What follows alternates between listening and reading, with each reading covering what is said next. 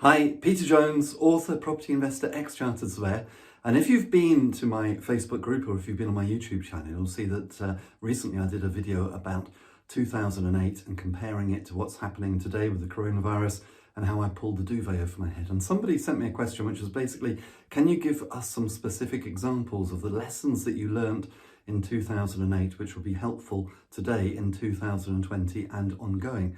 And yes, I can and I will. And I'm going to start perhaps at a point which might surprise you, because there's property lessons and there's strategic business lessons, which I certainly learned. But the thing which really got me was actually stuff to do with my mindset. Now, the property and strategic business stuff I will cover in a later video or a later series of videos, and it is important. But the most immediate problem I had was this. Lesson number one. Don't panic, because the very first thing I did was panic. Now, why did I panic?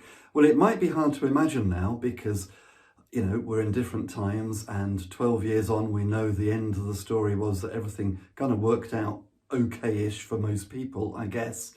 But in 2007, 2008, my world was collapsing.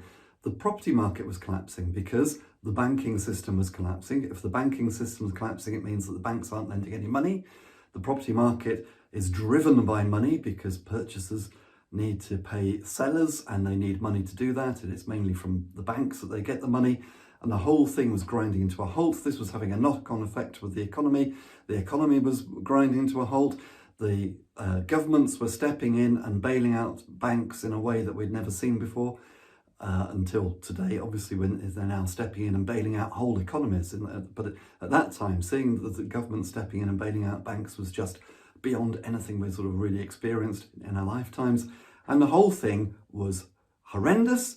And my interpretation of it was that my world was collapsing because I had a sizable portfolio and I could see that the way the property market was going, I could see that values were going to fall. I could see that I had the potential of going from a position where I had wealth in my assets, being blunt about it, to a position where perhaps I was going to be in negative equity and all of that would disappear. And I didn't know what the future held, and I didn't know whether I'd be able to cover my mortgage payments and all of this kind of stuff. And I panicked. Now, first thing is that a lot of the stuff which I was thinking was actually irrational and was later proved to be untrue. But my reaction to that, the panic, showed itself and manifested itself in two main ways. The first is that I hid under the duvet, as I said in the last video. When I realised that sitting in bed or pulling the duvet over my head was not the right way to react, and by the way, one of the downsides of pulling the duvet over your head and just lying there whimpering is that it gives you plenty of time to think. I mean, you start thinking about stuff that, if you're like me, you start thinking about the wrong kind of stuff and you start getting into apocalyptic thinking. And that's why a lot of the reactions which I went through were the wrong reactions. But eventually, having lain there whimpering in bed with the duvet over my head, I began to think about stuff that I could do. Now, this is what I wanted. I could see that my position had become very insecure and I wanted to create security. And in my mind, the only way that I could create security was to do it myself, and I had to take immediate and massive action. Now, there's nothing wrong with that in principle. And in fact, in principle, we should all take quick action. Quick implementation is a great skill to learn, so you don't prevaricate, so you don't procrastinate. If you have a good idea, crack on and do the good idea. And if it's a good idea, then you want to put all of your effort into it and take massive action. But this is the problem. I started doing stuff which was actually the wrong stuff to do. I started doing stuff which actually wasn't serving me. I started trying to put together business ideas which probably were just not going to work at that time. I started getting involved in things which I shouldn't have got involved with. I started getting involved with people who I probably shouldn't have got involved with. And I was doing all of this kind of stuff because I just wanted to fix the situation. Now, the reality is some situations are beyond your fixing. You can only do what you can do. And it led me down all sorts of cul-de-sacs and blind alleys, which I should never have gone down.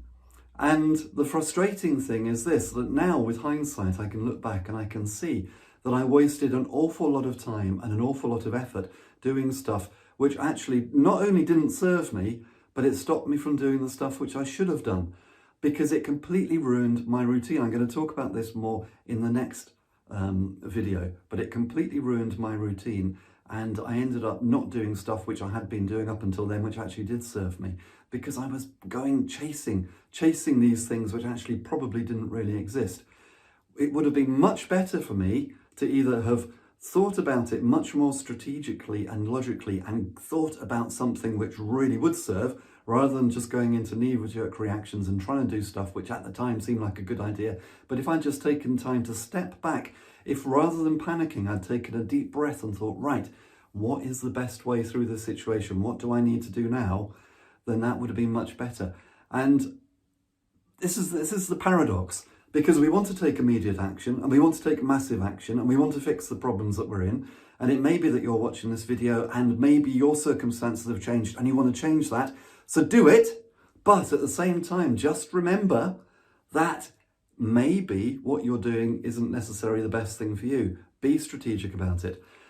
I realised, and I can see this now with hindsight, that probably for the first year after the credit crunch in 2008, I'd wasted my time and my effort so much that I would have actually have been financially better off staying in bed and just pulling the duvet over my head, because I wasted money trying to start businesses which were never going to work in that environment.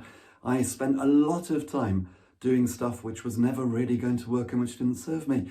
And it's great taking massive action. Sorry, it sounds like getting choked up emotionally. I'm not, don't worry. I spent a lot of time doing stuff which I shouldn't have done. But, you know, if you're going to spend 12 hours a day for 6 months doing stuff which doesn't serve you, then taking massive action actually isn't the right thing to do. So we need to be thinking about this. There's the paradox. So this is what I would say.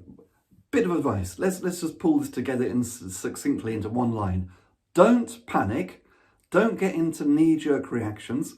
Don't try and fix everything today. You've got time. Take a deep breath. Look around you. I mean, at the moment, we don't even know how things are going to be in 6 months' time. And it may be in 6 months' time, things will be different. And it may be more obvious in 6 months' time what we should be doing. Am I saying don't do anything for 6 months? No, I am not. Because that's the paradox. Do stuff which is going to serve you. And that could be learning, it could be getting educated. If you know a business idea which you think, yes, this is going to work, then go for it. But if you're not sure, don't get yourself going down rabbit holes like I did. Take a step back, be considered, but also take action. I hope that makes sense. Until next time, please stay safe and healthy.